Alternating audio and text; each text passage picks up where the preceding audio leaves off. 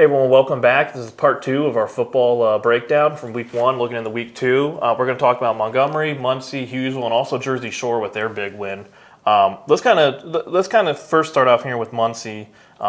Great game. They lost 28-21 to Warrior Run, but that was a really, really good, just a really, really great game between those two.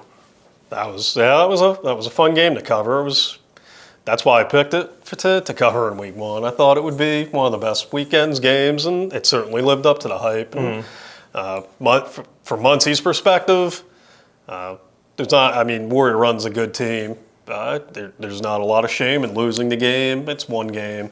I think what Muncy's going to be kicking themselves about is missed opportunities. They had a chance to not put the game away, but put themselves in a great position late in the first half. They were up 21-14. They had scored 14 straight in the second quarter. They had a first and goal at the 4, and they got stopped there. And that was kind of the first turning point in the game. And then their first drive of the third quarter, they had a 4th and 1 at the Warrior Run 31.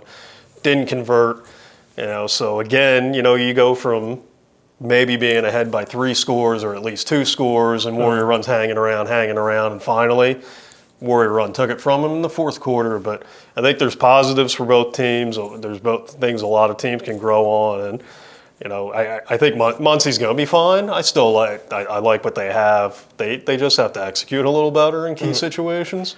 I was going to say, obviously for Warrior Run, you wrote your column about their offensive line helping pave the way, and Colby LeBaron, he had a huge game and helped them. Just talk about what he meant for the team to get that win. Him and Eli Butler are both kind of clones in how hard they run. The line got a great push in the fourth quarter, and those two were trucking people. Both of them were carrying people. The one time, I think it was on the game-winning drive, LeBaron literally got swarmed by about 4 Muncy defenders and just kept churning his legs, and ended up getting 4 or 5 yards. And you see that kind of effort, and I think that kind of flows throughout the huddle and everybody out there. Linemen are feeding off him and Butler, and conversely, they're feeding off the linemen making blocks. So that's huge for them to have LeBaron and Butler, 2 hard-nosed running backs, and Stone Allison can make some things happen too there. To have that running game to complement what they can do in the passing game, with James Kiefer playing well and Sam Hall being one of the district's top receivers, that's big. I think they're going to have more balance than they've had in the past, and that's huge for Warrior Run. You got lucky this week with a nice Saturday game to get 2 days worth of coverage in. Hughesville and Montgomery. Hughesville with a 14-7 win over their rivals. I know you're an offensive guy and you love those 63-56 games, but that's the dream. But a game like that, a low-scoring game like that, how exciting of a game was that to watch with them winning 14-7? It was a lot of fun, and both teams were pretty physical too. So there was a lot of hard hitting going on, and it was fun. But whether it's a shootout like I like, or a defensive game like this one, just the fact that it's so close late in the game, anything can happen, and every play becomes so big when the outcome's hanging in the balance. So it was a lot of fun, and I think I was really impressed with Montgomery. I kind of went in there thinking Hughesville might win by 3 touchdowns or so, and I was really impressed with the growth Montgomery showed from last year to this year. But for Hughesville, it was huge because last year they lost 3 games by 7 points or fewer, and this time they were up 14-0 at the half. Montgomery comes charging back. They drive down inside the red zone at the end of the game. For Hughesville to stand up and make that stand there at the end, I think was huge for their psyche, and it could be a really big springboard for them. Just talk too about, for both teams, both of their defenses kind of being able to limit their opponents in that regard, especially in a rivalry of the game like that. How impressed were you with Montgomery being able to hold a team like Hughesville to just 14 points after last year they kind of their defense may have struggled a little bit. Yeah, that was the biggest thing. Biggest area of improvement that I saw was on their defense. I like the way their offensive line played, but their defense was really good. I think they gave up 212 yards, and it probably would have been fewer than that, but Luke Stutzman and Chase Fowler had a couple of runs where Montgomery made the plays, but those guys were able to run some people over and gain probably 30 yards after contact. But other than that, they did a great job wrapping up. They covered pretty well, other than one blown play at the end of the first half. I like the way their secondary played. They got after the quarterback. Really impressed with their linemen offensively and defensively. They've got some size there. They've got some experience now, and I thought they did a good job kind of imposing their will in the second half. Their linebackers are good. Corey Bryson, he carried the ball 31 times, but he's also a great linebacker, and he never got tired. And Hayden Wilt didn't play last year. He's back. He played a great game in the secondary and at wide receiver. So there's a lot to be excited about for Montgomery. I don't know how many games they're going to win because, they've got another tough game with Warrior Run this week, but they're definitely trending in the right direction. And even though they have a lot of starters back, they're still young because a lot of those starters are underclassmen. So they're building towards something good there, I think. And even those tight games, even though it's a loss, a tight game like that, whereas a few years ago that may have been a lot more lopsided, that gives them some of that confidence moving forward. Yeah, I think that was huge for them. They didn't get the win, but they did everything but win the game, and that's huge for their confidence.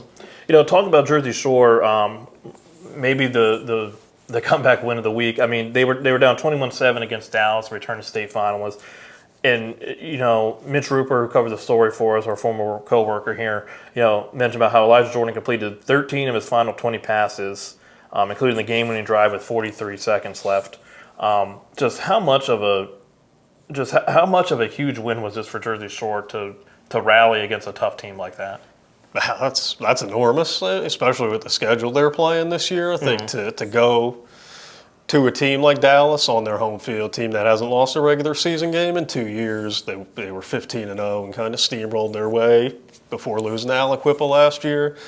That's huge. I mean, that could, it's one game, it's a season opener, but at the same time, it could be a launching, not a launching pad, but kind of an early season turning point, because it's a game where they're going to be in a lot of tough games this year with the schedule, and the HAC 1's good this year. So it's one of those games where they can go back to later in the year when they're struggling against somebody and say, we know we can do it because we did it at Dallas. We were down 14 late in the third quarter, came back and won there.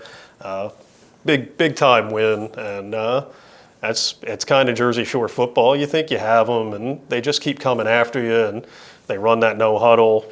It's rapid fire. Maybe it's not working early in the game, but I think it starts taking a toll on teams as the game goes on, and they just keep fighting. They never tire out, and they keep coming back. And this was kind of a microcosm, I think, of why they've been so successful for over a decade now. I mean, with Jordan, he plays offense, defense, special teams, and there was a point in the game there before that final run there where Gravish took him out to give him kind of a little bit of a breather, and I think doing so helped him kind of just take a second, kind of compose himself, get that little rest, and then kind of go out there and do what he did. And I think that in retrospect was huge for Gravish to kind of give him that little break and let him kind of reset and refocus and go back out there and do what he did then. Yeah, that's Tom Gravish is he's in the District 4 Hall of Fame already for a reason. He knows his team, he knows his players, and I mean that. And obviously Elijah Jordan was a different player when he came back in, and everything started flowing from there. So it was probably a great moment, great coaching moment, great teaching moment, and a great job by Elijah Jordan, kind of refocusing, settling in. And that's a kid that's, a 3-year starter at running back. This was his first start at quarterback. So for him to answer the bell like that and kind of go Tom Brady or Joe Montana, whichever GOAT you prefer. Earl Morrall. The legend Earl Morrall. Whichever... But now I lost my train of thought because you brought Earl Morrall into the discussion. But he channeled those 3 great quarterbacks, what made them great. And he was great when he had to be, and excelled under pressure. And to do that in his first start was huge. I mean, Shore's defense is always solid under Gravish year in and year out. And I think they showcased it again, on Friday when, after being out 21-7, they start the rally, and then their defense kind of buckles in there late and doesn't let Dallas kind of reclaim or slow them down and shift that momentum right away from them. Yeah, I mean, and every great comeback, most people focus on the offense, and because they scored all these points to get back in it, but you you need your defense to be stepping up and stopping the other team to allow the offense to get you back into it. And they did that. And reading Mitch's story, reading his tweets, it sounded like even I think 2 of the touchdowns Dallas had, it wasn't that Jersey Shore wasn't in position to make the plays. They just didn't make the plays, So Yeah. they adjusted or they executed better. And again, that's the kind of kids Jersey Shore has. I think they have what's powerful in sports. They have short memories and they're able to flush what just happened, whether it was good or bad, and move on to the next play. And Alex Jackson is, if he's not the best defense coordinator in District 4, he's certainly in the discussion for it. Absolutely. And I think, they had success early, but I think he has a way of figuring things out and getting his guys to buy in and getting better as the game went on. And you certainly saw that against a great team in Dallas. Yep, absolutely. All right, so when we come back for part 3, we're going to look at some other games from the southern tier, a little bit of the north, and then we're going to go into kind of previewing a little bit of week 2 and what to kind of expect.